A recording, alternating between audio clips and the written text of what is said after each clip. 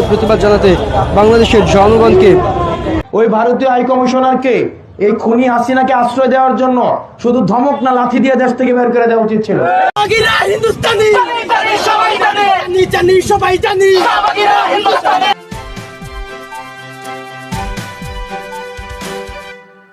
নমস্কার বন্ধুরা, আশা করি আপনারা ভালোই আছেন। প্রচুর অনুরোধ আসে আপনাদের তরফ থেকে, এই খবরটা করুন, ওই খবরটা করুন।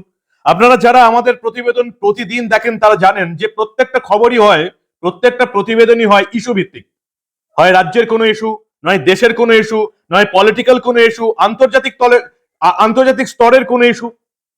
একটা প্রতিবেদন দেখলে আপনি সেই সংক্রান্ত যাবতীয় ডিটেলস জেনে যাবেন, এমন ভাবেই প্রতিবেদনটা সাজানোর চেষ্টা করি। ফলে যারা বলছেন অমুক অমুককে কি বললো, তমুক তমুককে কি বললো, এইসব নিয়ে খবর করতে, সেসব খবর আমার এখানে আর পাবেন না। সেগুলো দেখতে হলে আপনাদের অন্য ইউটিউব চ্যানেল দেখতে হবে। আর যদি একেবারে ইস্যু ভিত্তিক প্রতিবেদন দেখতে হয় তাহলে দা নিউজ বাংলা সাবস্ক্রাইব করে রাখতে হবে। আর আমাদের জিপে অ্যাকাউন্ট দেওয়া থাকে। অনেকে বলছেন আমরা খুব গরিব, সাহায্য করতে পারি না। করবেন না, যাদের অতিরিক্ত আছে তাদের জন্য জিপে এটা দেওয়া আছে। আর যারা আর্থিক সাহায্য করতে পারবেন না তাদের জন্য বলি, এই প্রতিবেদনটা পুরোটা দেখুন এবং বিভিন্ন গ্রুপে এই প্রতিবেদনটা শেয়ার করে দিন। তাতেও যথেষ্ট উপকার হবে, যে উপকারের কোনো তুলনা হবে না। প্রতিবেদনে ফিরে আসি। বাঁদরামির আড়ালে এবার শয়তানি শুরু করেছে প্রতিবেশী বাংলাদেশ। এই ঘটনা আপনারা অনেকেই জানেন পুরোটা। এবারে আবার নতুন কাণ্ড ঘটছে। একদিকে এই যুব নেতাদের দিয়ে বাঁদরামি করানো হচ্ছে, আর অন্যদিকে ইউনিসেফ প্রশাসন রীতিমতো আঁটঘাট বেঁধে জঙ্গিদের দিয়ে শয়তানির চেষ্টা করছে। পাকিস্তান জম্মু কাশ্মীরে পাত্তা করতে না পারে এবার বাংলাদেশ দিয়ে একটা ফ্রন্ট খোলার চেষ্টা করছে সৌজন্যে ইউনিসেফ প্রশাসন এবং জামাত। আপনারা জানেন এই মোহাম্মদ ইউনুস মৌলবাদী একটা লোক, এবং তার সঙ্গে আছে জামাত। এরা কোনোদিনই বাংলাদেশের স্বাধীনতা চায়নি। এরা বরাবর বাংলাদেশের স্বাধীনতার বিরুদ্ধে ছিল। এরা বরাবর পাকিস্তান প্রেমী। তাই এবার কি হলো, 16ই ডিসেম্বর বিজয় দিবসের রাতে আমরা দেখলাম একেবারে ভারত বাংলাদেশ বন্ধুত্বপূর্ণ আলাপ আলোচনা শুরু হলো। ভারতের রাজধানী, অন্যদিকে বাংলাদেশে দিল্লি এবং ঢাকার একটা নতুন সম্পর্কের রূপরেখা তৈরি হবে এমন একটা মনে হচ্ছিল। এবং তারপরের দিনই যখন এই ভারত বাংলাদেশ মৈত্রীটা দেখতে আমরা শুরু করলাম, ঠিক তার পরের দিনই সেই রাষ্ট্রদূতকে সাউথ ব্লকে তলব করে প্রতিবাদ জানিয়ে রাখলো দিল্লি। অবিশ্বাস্য ব্যাপার নয়? এই যে ভারতবর্ষের যে হাই কমিশন যেটা বাংলাদেশে রয়েছে, সেখানে একেবারে ঝামেলা শুরু হয়ে গেল। তারপর দিন বিজয় দিবসের পরের দিন, অর্থাৎ যে বিজয় দিবসকে কেন্দ্র করে ভারত বাংলাদেশ মৈত্রীর একটা সূত্রপাত হচ্ছিল, সেটাকে ভেস্তে দিতে একেবারে গোমূর্খ কিছু যুব নেতাকে পাঠিয়ে দেওয়া হলো। এই যে হাসনাত চলে গেল একেবারে ঝামেলা করতে ভারতীয় হাই কমিশনে। তার আগের দিন রাতে 16ই ডিসেম্বর বিজয় দিবস উপলক্ষে একেবারে অর্গানিক রিলেশনশিপ, 71-এর যুদ্ধে ভারতের যে 1668 জন সেনা বাংলাদেশকে স্বাধীন করার জন্য নিজেরা শহীদ হয়েছিলেন, তাদের কথা স্মরণ করা হলো। কিন্তু তারপরের দিন দেখলাম এই যে বাংলাদেশের হাই কমিশনার রিয়াজ হামিদুল্লাহ 16ই ডিসেম্বর এত কিছু করলেন, তারপরের দিন তাকে তলব করলো সাউথ ব্লক এবং তাকে রীতিমতো জানিয়ে দেওয়া হলো যে এই রকম জিনিস ভারত সহ্য করবে না। ভাবুন একবার, 16ই ডিসেম্বর, তারপরে 17ই ডিসেম্বর সমস্ত সম্পর্ক একেবারে শেষ। বাদনামিটা শুরু করলো ইউনিসপন্থী সংগঠনগুলো এবং জামাতের যে সংগঠন, জুলাই ঐক্য নামে একটা সংগঠন ঢাকায় ভারতীয় দূতাবাস অভিমুখে march to Indian High Commission বিক্ষোভ কর্মসূচি ডাক দিল। সেখানে ভাঙচুর হলো এবং সেখানে এমন আচরণ করা হলো, ভারতীয় হাই কমিশনার সম্পর্কে এমন কথা বলা হলো, তাতে এইরকম বাঁদরামি বাংলাদেশের সরকার আর কতদিন সহ্য করবে সেটাই দেখার। আর এই যে হুমকি দিচ্ছে যে হাসনাত, একেবারে অশিক্ষিত একটা মাল, পরিষ্কার দেখে বোঝাই যাচ্ছে। মৌলবাদ আর জামাতপন্থী ছাড়া এই ছেলেটির কিছু করার নেই।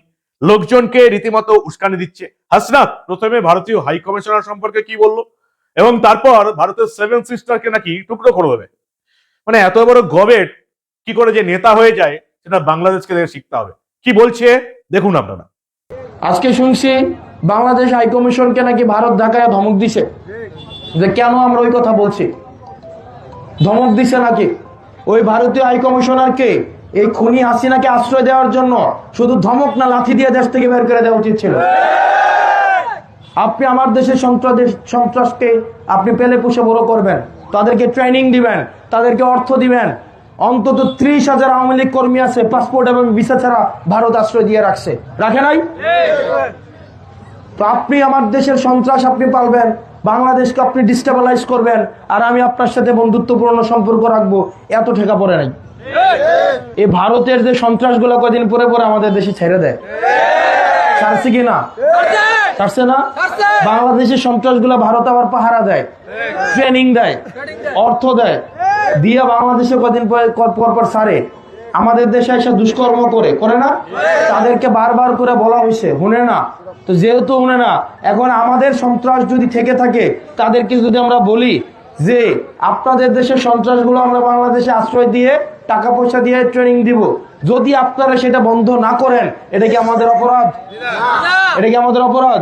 দেশের পরিবেশকে যারা অস্থিতিশীল করতে চাইছে, সীমান্ত যারা আমাদের ভাইদেরকে বোনদেরকে মেরে ঝুলিয়ে রাখে, তাদের আশ্রয় এবং প্রশ্রয়দাতা পৃষ্ঠপোষকতা দিচ্ছে ভারত।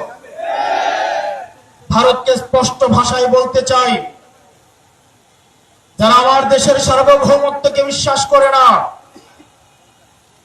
যারা আমার দেশের সম্ভাবনাকে বিশ্বাস করে না, যারা ভোটাধিকারকে বিশ্বাস করে না, মানবাধিকারকে বিশ্বাস করে না, যারা এই দেশের সন্তানদেরকে বিশ্বাস করে না, আপনারা যেহেতু তাদেরকে আশ্রয় প্রশ্রয় দিচ্ছেন, কথা স্পষ্ট করে বলে দিতে চাই, ভারতের যারা সেপারেটিস্ট আছে, বাংলাদেশে আমরা তাদেরকে আশ্রয় প্রশ্রয় দিয়ে যে 7 সিস্টার রয়েছে, সেটাকে বাংলাদেশ থেকে, ভারত থেকে যে বাংলাদেশি হাই কমিশনার রিয়াজ হামিদুল্লাহ এত চেষ্টা করছেন সম্পর্ক স্বাভাবিক করার জন্য, আর এই হাসনাত আব্দুল্লাহর মতন গবেট নেতা, মূর্খ নেতাগুলো আরো উস্কানি দিয়ে ভারতের বিরুদ্ধে বিষাদগার করছে। পরিষ্কার ভারতের তরফ থেকে একেবারে জানিয়ে দেওয়া হলো যে এই রকমের চরমপন্থী গোষ্ঠীগুলোকে আপনারা আয়ত্তে আনুন, না হলে কিন্তু ভারত ব্যবস্থা নেবে। এবং তারপর ভারত কি করলো? ভারত রাজশাহী এবং খুলনার যে ভিসা কেন্দ্র পূর্ণ দিবসের জন্য বন্ধ করে দিল। ভারত বুঝে গেছে যে বাঁদরামির আড়ালে যে শয়তানিগুলো চলছে, তাতে এবার ভারতকে কিছু কড়া অবস্থান নিতেই হবে। খুলনা রাজশাহীর ভিসা কেন্দ্র পুরোপুরি বন্ধ করে দেওয়া হলো। যারা স্লট বুক করেছিলেন তাদেরকে নতুন তারিখ এবং সময় নির্ধারণ করা হবে। কি দরকার এদিকে ভিসা দেওয়ার? যে বাংলাদেশ প্রতিদিন বলছে ভারত বয়কট, ভারত বয়কট, এদেরকে ভিসা দেওয়ার কি দরকার? কি দরকার এদিকে স্বাস্থ্যের জন্য এদিকে ভারতে টেনে আনা কি দরকার? এদিকে খাবার পাঠানো কি দরকার? চাল পাঠানো কি দরকার? কোনো দরকার নেই। এবার ড্রাস্টিক স্টেপ নিতে হবে এই বাংলাদেশের বিরুদ্ধে। কবে ভারত সেই স্টেপ নেবে তার জন্যই অপেক্ষা। রিয়াজ হামিদুল্লাহকে তলব করেছিল ভারতের বিদেশ মন্ত্রক। পরিষ্কার জানিয়ে দেওয়া হয়েছে যে এরকমের বৈষম্য বিরোধী ছাত্র আন্দোলনের নামে ভারতের বিরুদ্ধে বিষাদগার আর সহ্য করা হবে না। বাংলাদেশের জাতীয় সংসদের ভোট আছে আগামী 12ই ফেব্রুয়ারি, এবং বাংলাদেশ এটা বলার চেষ্টা করছে যে ভারত নাকি সেই ভোটে বানচাল করার চেষ্টা করছে। যদিও ভারত বাংলাদেশের এই অভিযোগ পুরোপুরি খারিজ করে দিয়েছে, এবং ঢাকার বিদেশ মন্ত্রণালয়কে যে ডেকে সতর্ক করা হয়েছে, পরিষ্কার বলা হয়েছে হাসিনাকে আপাতত প্রত্যার্পণ করা যাবে না, যা পারো করে নাও। এবং আপাতত এই ভারতের প্রতিবাদের পর বাংলাদেশের তরফ থেকে বলা হয়েছে না, এগুলো সব ভুল হয়েছে, আমাদের এদিকে দৃষ্টি আছে, এগুলো সরকারি ভাবে কোনো ব্যাপার নয়। অন্যদিকে এতক্ষণ তো বাঁদরামি দেখলেন, এবার শয়তানিরা শুনুন ভালো করে, যে জন্য এই প্রতিবেদনটা করা। ভারতের বিরুদ্ধে বড় ষড়যন্ত্র করছে বাংলাদেশ। পাকিস্তানের সেনা কমান্ডারদের এনে একেবারে জঙ্গিদের ট্রেনিং দিচ্ছে, তা আবার বাংলাদেশের মাটিতে। কি ভাবছে এরা? ভারতের কাছে কোনো খবর নেই? ভারতের কাছে এমন একজন অ্যাসেট আছেন যাকে রাশিয়ার প্রেসিডেন্ট ভ্লাদিমির পুতিন এক ডাকে চেনেন, যাকে আমেরিকান প্রেসিডেন্ট ডোনাল্ড ট্রাম্প এক ডাকে চেনেন, যাকে এই ভারতবর্ষে শুধু নয়, এই পৃথিবীর সমস্ত রাজনৈতিক নেতৃত্ব এক ডাকে চেনেন, যাকে বলা হয় ভারতের ফ্যান্টম। অজিত দোভালের কথা বলছি, আপনারা সবাই জানেন, নতুন করে বলার কিছু অপেক্ষা রাখে না। কি ভাবছেন অজিত দোভালের দৃষ্টি বাংলাদেশের এই বর্ডারে নেই? যে বাংলাদেশে ইউনিসের সরকার পাকিস্তানি এই সেনা প্রধান আসিম মুনিরের সহযোগিতায় কি করে চলেছে এখানে? পুরো খবর ভারতের কাছে আছে যে পাকিস্তানের অস্ত্র আসছে, জঙ্গি আসছে। ভারতের সীমান্ত লাগোয়া যে সমস্ত এলাকাগুলো রয়েছে, এই যে বান্দারবন, ব্রাহ্মণবেড়িয়া, বাংলাদেশের সিলেট রয়েছে, 4-5 জায়গায় জঙ্গিদের ট্রেনিং ক্যাম্প তৈরি করা হয়েছে। পাকিস্তানের জঙ্গিরা, পাক কমান্ডাররা এসে ট্রেনিং দিচ্ছে। এবং এখানে কারা ট্রেনিং দিচ্ছে? এই বাংলাদেশের জামাত আনসার আল ইসলাম, হুজবুত উত তাহির, আনসারুল্লাহ বাংলা টিম, এই সমস্ত এই জঙ্গিরা এখানে ট্রেনিং নিচ্ছে, যাতে পাকিস্তান কাশ্মীরের মতন আরো একটা ফ্রন্ট বাংলাদেশের দিকে খুলতে পারে। বাংলাদেশের কি ক্ষতি হয়ে যাবে সেটা বাংলাদেশের আম নাগরিক এখনো বুঝতে পারছে না। আর মোহাম্মদ ইউনূস এবং তার জামাতপন্থী নেতারা এটাই চায় যে ভারতের সঙ্গে বাংলাদেশের সম্পর্ক খারাপই থাকুক, ঠিক পাকিস্তানের মতো। এরা পাকিস্তানই থাকতে চায়, স্বাধীনতাটাকে এরা স্বাধীনতা বলে মনে করে না। বরাবর বাংলাদেশের স্বাধীনতার বিরুদ্ধে লড়ে গেছে এই দলগুলো, এই যে আনসারুল্লাহ বাংলা টিম, এই যে হিজবুত উত তাহারি, এই যে জামাত, আনসারুল ইসলাম, এরা প্রত্যেকে বাংলাদেশের স্বাধীনতার বিরুদ্ধে কাজ করে গেছে। এখন বাংলাদেশের সাধারণ মানুষ যে কত বড় বিপদের মধ্যে পড়তে চলেছে এরা বুঝতেই পারছে না। ভারতের কাছে বাংলাদেশ কি একটা সামান্য ছুঁচো ছাড়া তো কিছু নয়।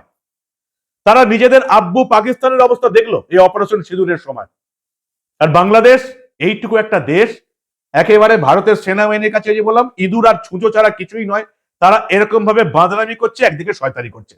ভারতের সীমান্ত অঞ্চলে, বিশেষ করে পশ্চিমবঙ্গ সীমান্ত লাগা অঞ্চলে 125 জনের একটা জঙ্গিদের ট্রেনিং চলছে।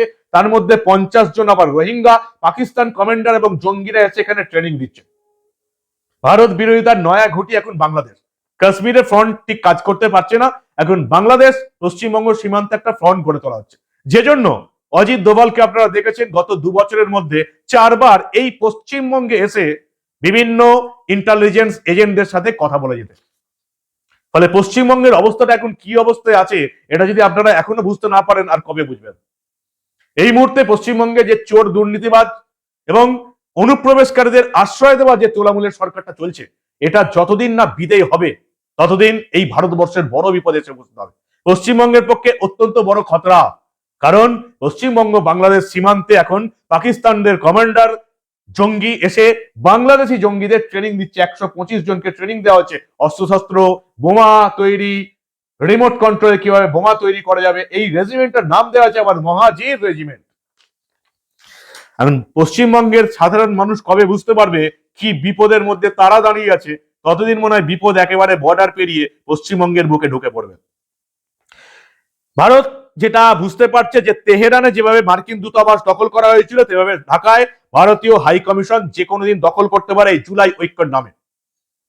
ভারতীয় হাই কমিশনার যারা আছেন ওখানে যারা কাজ করেন তাদের বড় বিপদ হতে পারে।